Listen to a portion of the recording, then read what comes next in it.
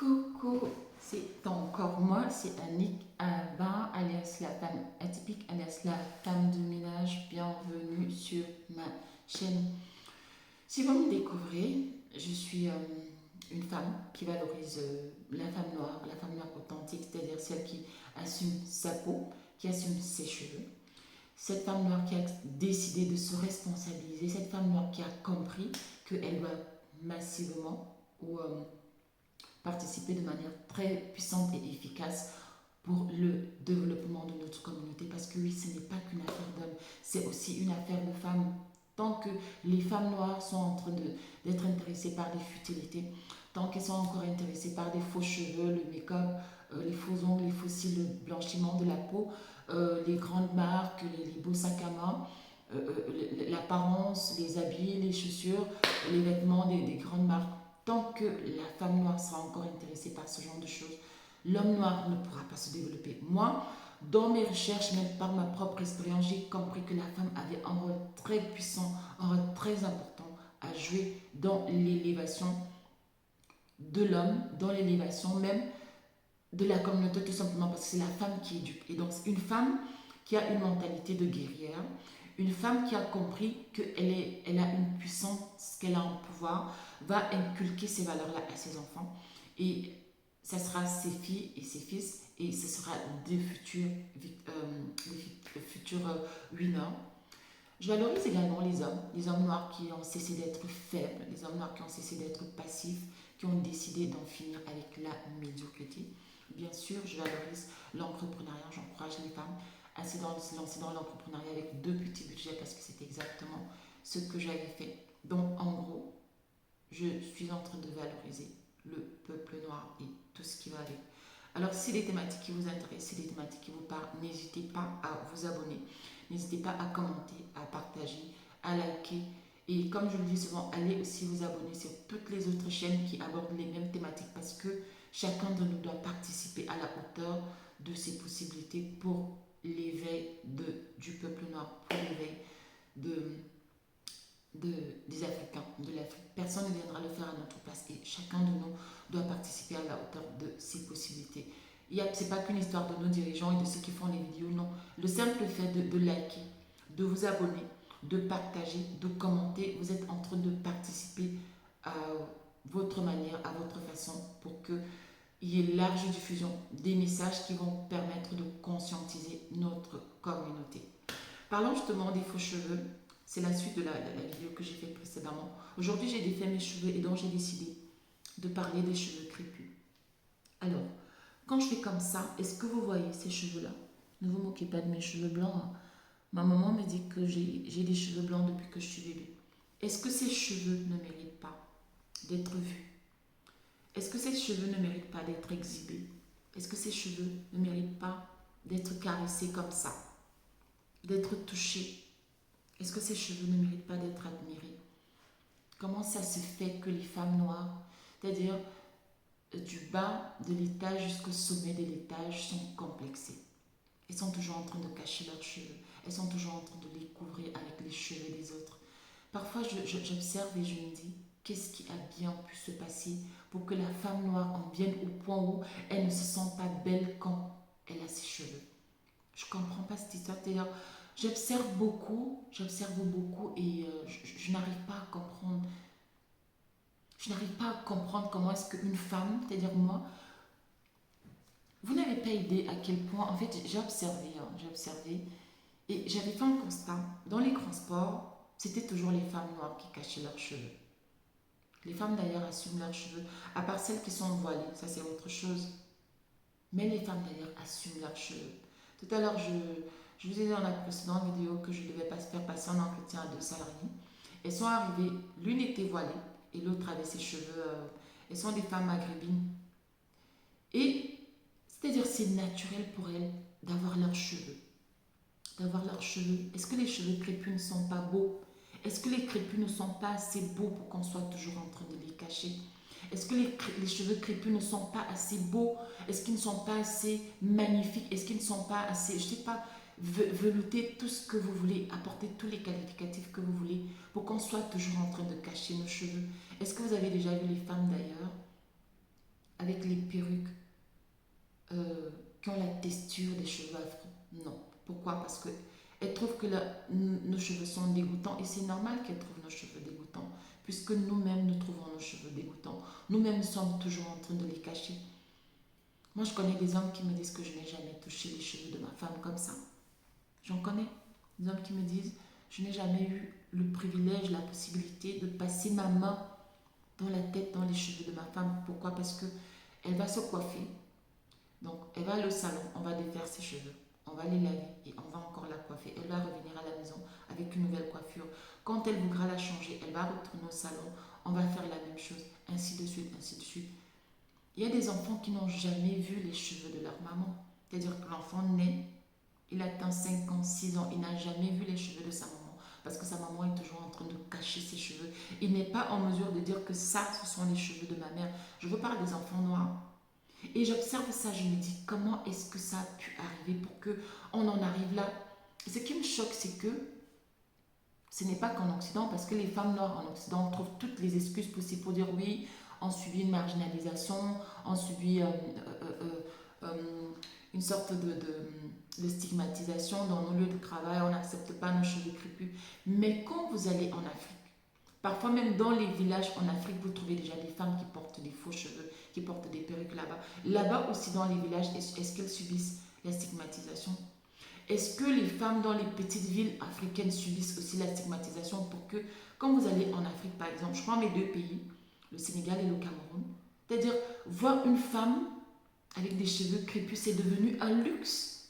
C'est devenu un luxe. Vous n'en trouvez plus, ou quasiment plus, c'est-à-dire c'est vraiment... Elles sont même en mesure d'acheter des faux cheveux qui coûtent, je ne sais pas, 2500 pour... C'est-à-dire c'est devenu un luxe maintenant de voir une femme noire en Afrique, je précise, avec des cheveux comme ça. On n'en trouve plus. On n'en trouve plus. Alors moi, je vais vous dire une chose. J'ai observé et j'ai compris que c'était un moyen de domination. On domine la femme noire par les cheveux. C'est-à-dire autant on domine les hommes d'ailleurs dominent nos hommes, autant aussi les femmes d'ailleurs nous dominent avec les cheveux. J'ai compris ça. Est-ce que vous avez déjà vu une formule chimique, par exemple, on vous dit, bah, tiens, ce produit-là, si vous le buvez, il va vous permettre d'avoir plus de mélanine et donc d'avoir une peau foncée. Est-ce que vous avez déjà vu un produit qui est destiné pour les blancs où on dit, ah oui, si vous utilisez ce produit sur vos cheveux, vous aurez des cheveux crépus? Non. Par contre, si vous allez dans les commerces, vous allez voir qu'il y a une panoplie de produits qui changent la texture des cheveux afro, qui changent la texture même de notre peau, c'est-à-dire que des produits blanchissants. Vous avez toutes sortes de glutations, c'est-à-dire dès que vous buvez, vous blanchissez. Dès que vous buvez, il y a même des femmes noires qui sont en train de devenir, c'est-à-dire jeunes, elles deviennent même transparentes. Elles sont même plus blanches, c'est-à-dire qu'on ne sait même pas. C'est un moyen de domination et j'ai compris ça. Observez dans les transports, métro, RER, bus, observez les femmes noires. Observez les femmes noires, c'est-à-dire sur 100 femmes noires, peut-être il n'y a que 2 qui ont des cheveux crépus. Il n'y a que 2. Un jour, j'étais en train de regarder une émission. Je vais donner le nom. C'était, en fait, c'était pas une émission, c'était une prédication. Le pasteur Sanogo, il avait organisé je crois un séminaire, une semaine, un séminaire. Et donc, il y avait le groupe chantre qui était en train de chanter. J'ai regardé, aucune ne portait des cheveux crépus. Toutes, elles sont en Côte d'Ivoire. Hein. Elles sont en Côte d'Ivoire et toutes portaient des perruques. Soit des perruques, soit des tissages. Je vous dis, aucune n'avait des cheveux crépus. J'ai regardé cette histoire, je me suis dit, mais mon Dieu, mais qu'est-ce qui ne va pas avec notre communauté? C'est quoi ce niveau d'aliénation? Et j'ai compris qu'en fait, je ne sais pas comment est-ce qu'ils ont réussi à faire croire à la femme noire qu'elle n'est pas belle avec ses cheveux. Je ne sais pas qui a mis une telle idée dans la tête de la femme noire. Je ne sais pas. Je ne sais pas. Et vous ne vous rendez pas compte que c'est un moyen de pression redoutable, c'est un moyen d'aliénation, c'est un moyen de domination redoutable, cette histoire de cheveux. Il y en a qui pensent que... Il y a même qui ont parlé de l'aspect spirituel en disant qu'il y avait un volet spirituel. Moi, je ne m'y connais pas en spiritualité, donc je ne peux pas me prononcer sur la question.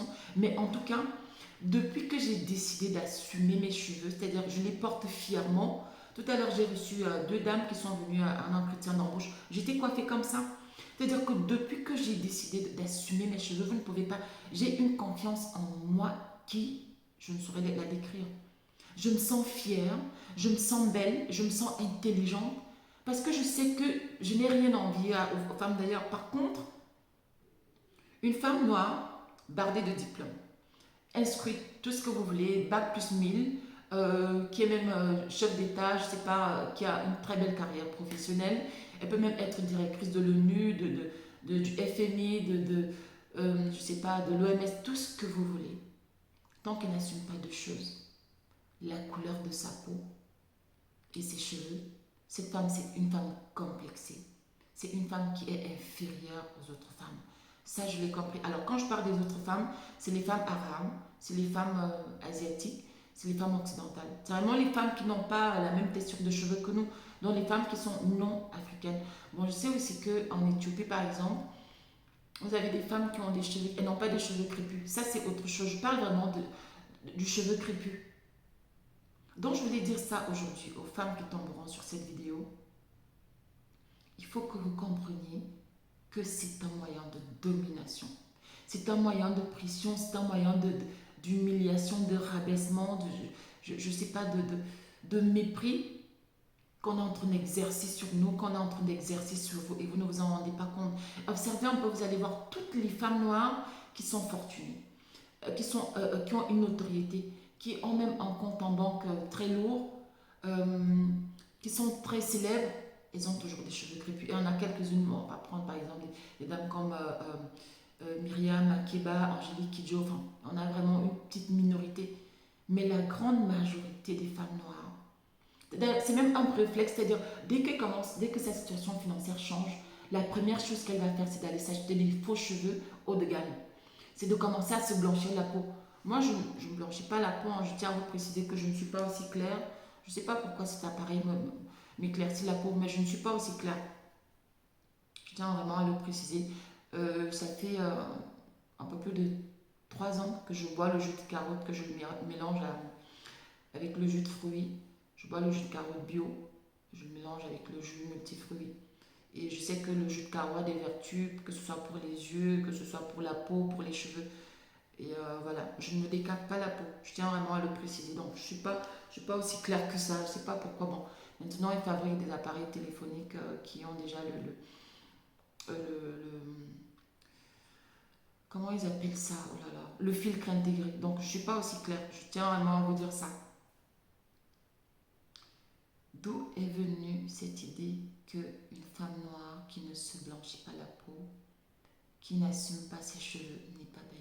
Est-ce que ses cheveux ne méritent pas d'être exhibés lors des concours Miss Univers, lors des concours Miss Monde? Vous allez même voir en Afrique, c'est-à-dire lors des concours Miss, c'est-à-dire Miss Cameroun, Miss Sénégal, Miss Côte d'Ivoire, vous allez voir que les femmes portent des faux cheveux. C'est-à-dire, oh là là, Seigneur. Aucune, vous n'allez voir, c'est-à-dire c'est des choses qui devraient être imposées, c'est-à-dire qu'on doit dire que tous les concours des femmes, tous les concours de beauté des femmes en Afrique, ça doit être des femmes qui représentent la femme noire, c'est-à-dire avec ses cheveux, elles doivent être coiffées comme ça, elles doivent avoir des nattes, mais pas avec des faux cheveux sur la tête. Vous pensez que quand les autres nous regardent, vous pensez qu'elles nous regardent avec quoi? Elles nous regardent avec beaucoup de mépris. Et moi, je vous dis, j'ai observé, j'ai compris ça. Quand une femme blanche me regarde avec mes cheveux, je sais qu'elle me respecte. Je sais qu'elle sait que j'ai compris que je n'ai rien à lui envier. Mais une femme blanche, une femme occidentale, je ne sais pas les femmes d'ailleurs, quand elle regarde une femme noire avec des faux cheveux, elle sait que c'est une femme complexée et elle est consciente qu'elle a quelque chose de plus que cette femme-là. Elle a quelque chose qu'elle n'aura jamais. Moi, par exemple, si j'avais une perruque là, ça veut dire que j'envie une femme qui a enfin, je vais dire une femme occidentale. Et donc, j'avoue qu'elle a quelque chose que je n'ai pas. Qu'est-ce qu'elle a que je n'ai pas? Elle a des cheveux, j'ai des cheveux. Elle a des yeux, j'en ai. Elle a un nez, j'en ai. Même si le mien est gros, c'est pas grave. Elle a des lèvres, j'en ai. Qu'est-ce qu'elle a de plus? Pourquoi est-ce que je devrais aller porter ses cheveux? Pourquoi est-ce que je devrais la singer pour me sentir belle? Je n'ai pas besoin de ça. Les femmes noires, vous n'avez pas besoin de ça. Alors, pour finir ma vidéo, je vais vous raconter une anecdote. Quand j'étais étudiante, il y a une dame qui venait travailler chez nous. Parce que j'ai fait une partie de mes études au Sénégal. Et donc, il y a une dame qui venait faire le ménage chez nous.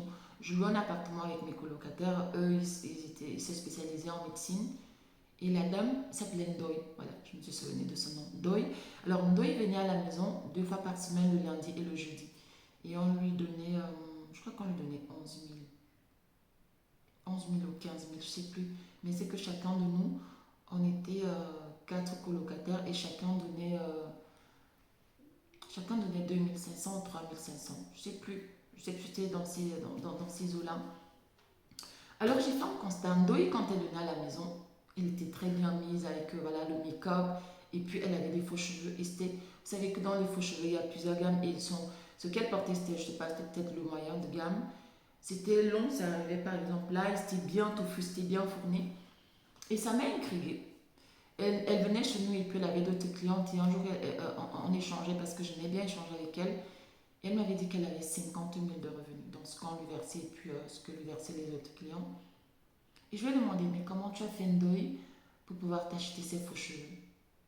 Elle me dit, j'ai ma cousine qui vient en France et quand elle vient en vacances ici, elle apporte souvent voilà, une bonne quantité de faux cheveux et puis elle revend. Donc moi j'ai pris ce que je porte là, elle m'avait vendu à 500 euros, donc un peu plus de 300 000 et 300 000 francs CFA.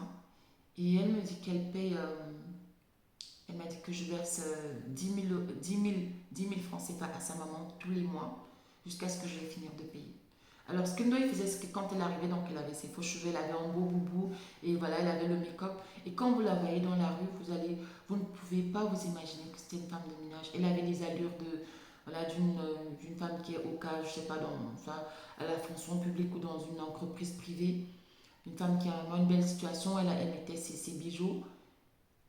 Mais dès qu'elle arrivait, elle enlevait ses parures, elle enlevait ses faux cheveux et elle portait un vieux pagne, un vieux t-shirt et elle se mettait à travailler. Et quand elle finissait de travailler, elle faisait la même chose. Est-ce que vous voyez le niveau d'aliénation? C'est-à-dire qu'une femme de ménage qui a 50 000, c'est-à-dire moins de 100 euros, et la première chose qu'elle pense à faire, c'est soigner son apparence en s'achetant de faux cheveux. Elle paye 10 000 tous les mois. Quand elle paye 10 000, il lui reste combien? 40 000. Qu'est-ce qu'on peut bien faire avec 40 000 en Afrique? Elle vivait en famille dont elle ne payait pas le loyer.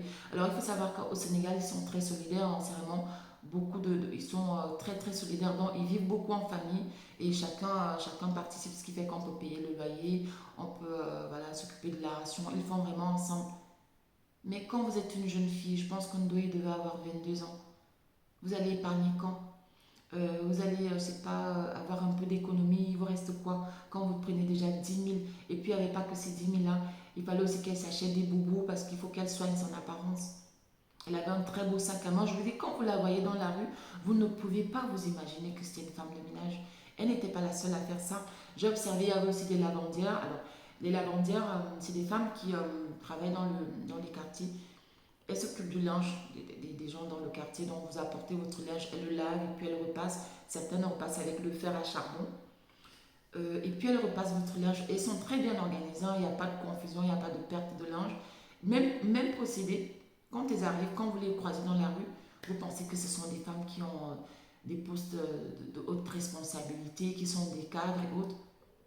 Dès qu'elles arrivent, elles enlèvent leur parure, elles portent leur vieux pagne, hop, elles commencent à travailler, elles lavent à la main. Dès qu'elles finissent, elles font la même chose, elles portent leurs faux cheveux, elles portent leurs beaux boubous. Quand vous les croisez dans la rue, pareil, vous pensez qu'elles sont des hauts cadres. Tout ça pourquoi? Parce que elles sont des femmes complexées. Vous arrivez en Afrique, vous allez trouver, même dans les villages, vous allez trouver des femmes avec des faux cheveux. Et moi, c'est quelque chose qui me brise le cœur depuis que j'ai compris que c'était un moyen de domination. Et ils sont toujours en train de trouver. Vous allez voir maintenant, il y a des cols. Vous allez voir une femme avec des faux cheveux. Même des femmes de 60 ans. Vous les voyez, elles ont la colle jusque-là. On a collé les faux cheveux. Quelle souffrance. Quelle misère intellectuelle. Est-ce que ces cheveux ne méritent pas d'être vus? Vous n'avez pas idée le bonheur que j'éprouve quand mes enfants mettent la crème sur mes cheveux. Tout à l'heure, mes enfants étaient là. Et même quand j'ai défait mes cheveux à la maison, ils n'arrêtent pas de me dire, ils sont beaux tes cheveux, maman. Ils aiment venir toucher mes cheveux. Ils sont toujours en train de me mettre la crème. Je mets la crème sur leurs mains et puis elles appliquent Là, par exemple, mes cheveux sont très hydratés. Vous voyez, ça brille un peu.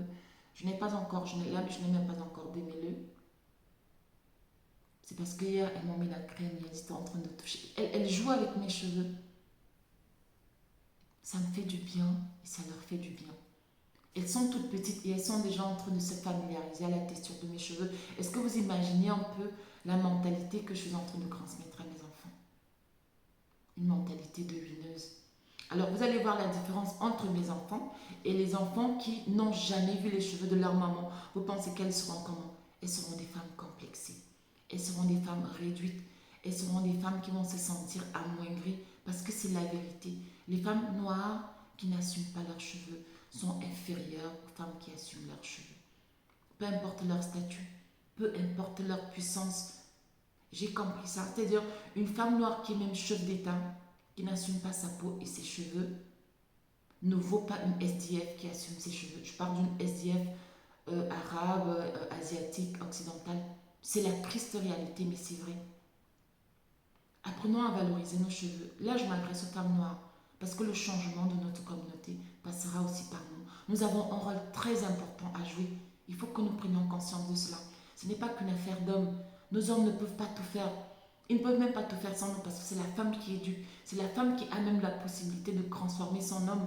Je sais de quoi je parle. Dieu a donné ce pouvoir à la femme.